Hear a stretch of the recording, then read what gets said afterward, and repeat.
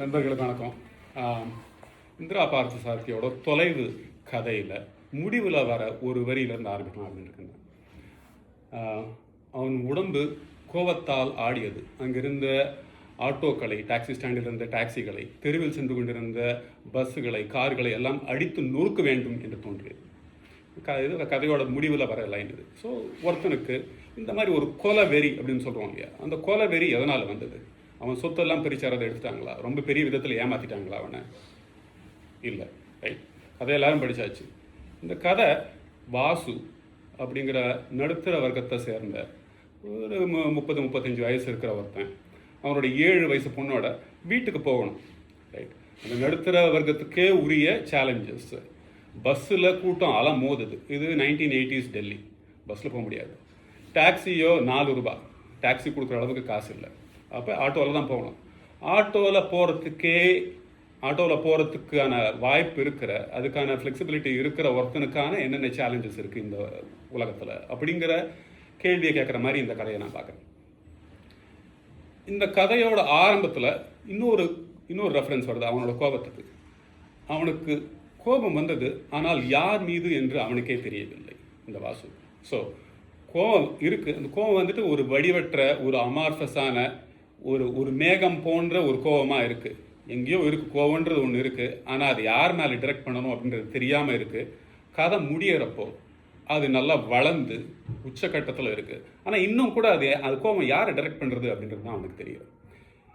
இது ரெண்டுத்துக்குள்ளே என்ன நடக்குது அப்படிங்கிறத ஒரு 2-3 சப்ளாட்ஸ் இருக்குது இந்த கதையில். ஒரே ஒரு சப்ளாட்டை பற்றி மட்டும் டிஸ்கஸ் பண்ணலாம் அப்படின்னு இருக்கேன். அதோட என் கதையை முடிச்சுக்க போகிறேன், என்னோடய உரையை முடிச்சுக்க போகிறேன். ஸோ இவன் தமிழ்நாட்டிலேருந்து டெல்லிக்கு புலம்பெயர்ந்து வந்திருக்கான். அங்கே இவனோடவே தமிழ்நாட்டிலேருந்து ஒரு பையன் கோபாலன் அப்படின்னு ஒருத்தன். அவன் என்ன பண்ணியிருக்கான், அவன் மற்ற பசங்களோட சைக்கிள்லாம் திருடி விற்று அதில் போலீஸ்கிட்ட மாட்டி ஜெயிலுக்கு போய் அவன் அந்த மாதிரியான ஒரு ஆளுமை. இப்போ டெல்லியில் அவனை பார்க்குறான், பேரை மாற்றி வச்சுருக்கான். அவன் சொல்கிறான், நான் அங்கே பண்ணதே தான் இப்போவும் பண்ணிகிட்ருக்கேன். ஆனால் இப்போ என்னோடய பார்ட்னர் வந்துட்டு கவர்மெண்ட் தான். ஸோ அவன் ஏமாற்று வேலையை தான் பண்ணிகிட்ருக்கான். ஆனால் கவர்மெண்ட்டால் ஒன்றும் பண்ண முடியாது. ஏன்னா அவனோட கவர்மெண்ட்டோட ஒத்துழைவோட, கவர்மெண்ட்டோட அப்ரூவலோட தான் வந்துட்டு அவனோட அந்த ஏமாத்தலை நடத்திட்டு இருக்கான். ஸோ இவனோட பர்ஸ்பெக்டிவில் இவன் வந்துட்டு நேர்மையாக இருக்கணும் அப்படின்னு நினைக்கிற ஒரு ஆள் இவன். ரைட், அவன் வந்துட்டு அங்கே ஆட்டோ வந்தாச்சு, பொண்ணு அப்பா ரோடை கிராஸ் பண்ணலாம், இல்லை வாக் சைன் வெயிட் பண்ணு அப்படிங்கிறான்.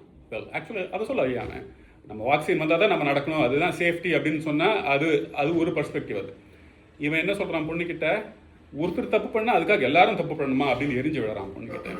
ஸோ ரைட், இவன் வந்துட்டு யாரும் நான் நேர்மையாக இருக்கேன், அந்த நேர்மையே வந்துட்டு அந்த நேர்மை என்னை காப்பாற்றும், அந்த நேர்மை தான் வந்துட்டு என்னை டிஃபைன் பண்ண போகுது அப்படின்ற கன்விக்ஷன் அவ்வளோ ஸ்ட்ராங்காக இல்லை அவனுக்கு என்ன இருக்குன்னா, மற்றவங்கெல்லாம் நான் என் அளவுக்கு நேர்மையாக இல்லையே, மற்றவங்கெல்லாம் லைனை கட் பண்ணிட்டு முன்னாடி போகிறாங்களே, அந்த ஒரு கோபமும், அந்த ஒரு வெறுப்பும், அந்த ஒரு பெட்டர்னஸும் தான் என்கிட்ட இருக்குது. ரைட், அது நியாயமா அப்படின்னு கேட்டால் அது கொஞ்சம் நியாயம்தான். ஆனால் அந்த ஒரு பெட்டர்னஸே இவனை டிஃபைன் பண்ணியாச்சு அப்படின்னா இவனால் சந்தோஷமாக இருக்க முடியுமா அப்படிங்கிறத இந்திரா பார்த்தசாரதி கேட்குறதா நான் பார்க்குறேன் இந்த கதையில். ஸோ இந்த மூர்த்திக்கு வரலாம். இந்த மூர்த்தி வந்துட்டு சின்ன வயசில் சைக்கிளை விற்று மாட்டி ஜெயிலுக்கு போய் திரும்பி வந்தவன். இப்போ கவர்மெண்ட்டோட சேர்ந்து ஊழல் பண்ணிகிட்டு இருக்கான். அவன் என்ன பண்ணுறான், அவனோட வாழ்க்கை எங்கே இருக்குன்னா, சுந்தர் நகரில் ஒரு வீடு இருக்குது, சொந்த கார் இருக்குது.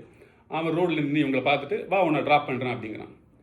இந்த நேர்மையை ஒரு கவசமாக போட்டுட்ருக்கிற நம்ம வாசு என்ன சொல்லியிருக்கணும், தேவையில்லை அப்படின்னு சொல்லிட்டு, அதாவது உன்னோட உதவி எனக்கு எந்த விதத்துலையும் தேவையே இல்லை, ஏன்னா உனக்கு கைமாறுபட்டவன் ஆனேன் அப்படின்னா அப்புறம் நான் மறுபடியும் உனக்கு திரும்பி ஏதாவது உதவி செய்கிற மாதிரி இருக்கும், அந்த உன்னோட ஊழல் ஆஸ்பெக்டில் என்னை மறுபடியும் இன்வால்வ் பண்ணுற மாதிரி இருக்கும் அப்படின்னு நினச்சிட்டு இவன் ஒதுங்கி போயிருக்கலாம்.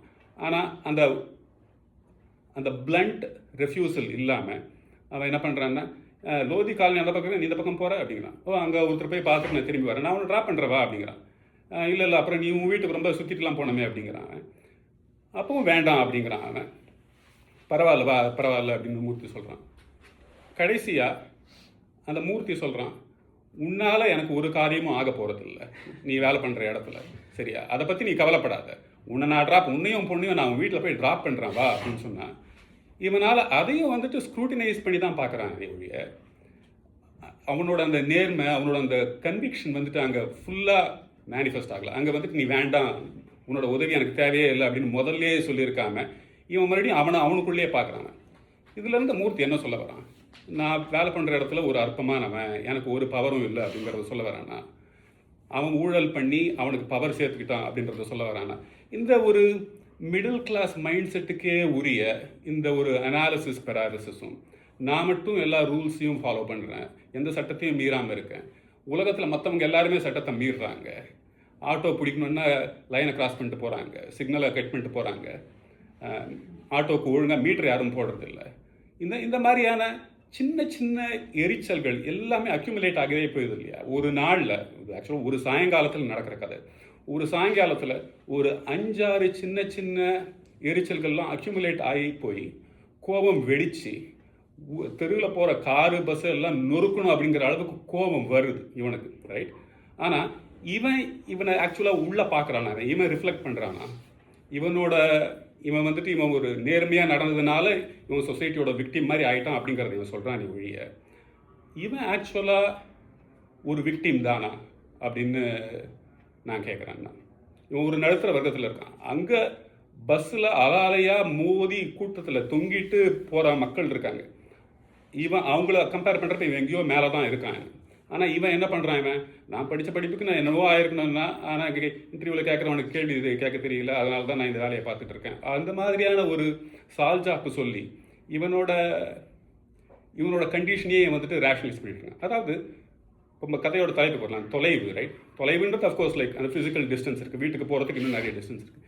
இன்னொன்று நான் இதை எப்படி பார்க்குறேன்னா, அந்த ஒரு இவனுக்கும் இவனோட ஐடியலிசம்க்கும் அந்த ப்ரெக்மேட்டிசம்க்கும் இருக்கிற அந்த தொலைவு தான், அந்த ஒரு விலகலை தான் நான் பார்க்குறேன். இவன் வந்துட்டு உலகம் இப்படி தான் இருக்குது, அந்த ஒரு சில குவர்க்ஸ் இருக்குது உலகத்துக்கு, அதை நம்ம அகாமடேட் பண்ணிட்டு போகணும். இந்த சின்ன சின்ன விஷயத்தை ஓரளவுக்கு அகாமடேட் பண்ணணும், இல்லைன்னா பெருசாக பொருட்படுத்தாமல் போனால் வாழ்க்கையை நம்ம ஓரளவுக்கு ரசிக்க முடியும், வாழ்க்கையை ஓரளவுக்கு வாழ முடியும். ஆனால் இவன் எதையுமே அதை பண்ண முடியாமல் ஒவ்வொரு சின்ன சின்ன தடங்களும், ஒவ்வொரு சின்ன சின்ன டிசப்பாயின்மெண்ட்டும் ஏமாற்றமும் எல்லாம் சேர்ந்து ஒரு 2 மணி நேரத்தில் ஆட்டோ கிடைக்காததை அப்படியே ஒரு பெரிய அவன் மண்டையில் வந்துட்டு ஒரு பாறாங்கல் மாதிரி விழற அளவுக்கு இவன் ஃபீல் பண்ணுறான். அதனால தான் வந்துட்டு அந்த கடைசி லைன் முடிகிறப்ப வந்துட்டு எல்லாத்தையும் நொறுக்கி போடணும் அப்படின்ற ஒரு வெறியோட அவன் ஃபீலிங்கை வந்து காட்டுறாரு. இது ஒரு மிடில் கிளாஸ் மைண்ட் செட்டுக்கேயான ஒரு ஆஸ்பெக்ட்ஸை ரொம்ப அழகாக இந்திரா பார்த்தசாரதி சொல்லியிருக்காரு அப்படின்னு சொல்லலாம். கிராஃப்ட்ஸ்மேன்ஷிப் ரொம்ப அழகாக இருக்குது. அந்த அவரோட பொண்ணை இந்த கதையில் எப்படி எம்ப்ளாய் பண்ணுறாரு, பொண்ணு கேட்குற கேள்விகளும், அந்த பொண்ணு இல்லைன்னா கதையே வேற மாதிரி இருந்திருக்கும், இவர் வந்துட்டு நடந்தே போயிருக்கலாம், இல்லை பஸ்ஸில் போயிருக்கலாம். ஸோ அந்த கேரக்டரைசேஷன்ஸு, அந்த கேரக்டர்ஸ் எப்படி எம்ப்ளாய் பண்ணுறாரு, அதெல்லாமே ரொம்ப நல்லா பண்ணியிருக்கிற மாதிரி தோணுது எனக்கு.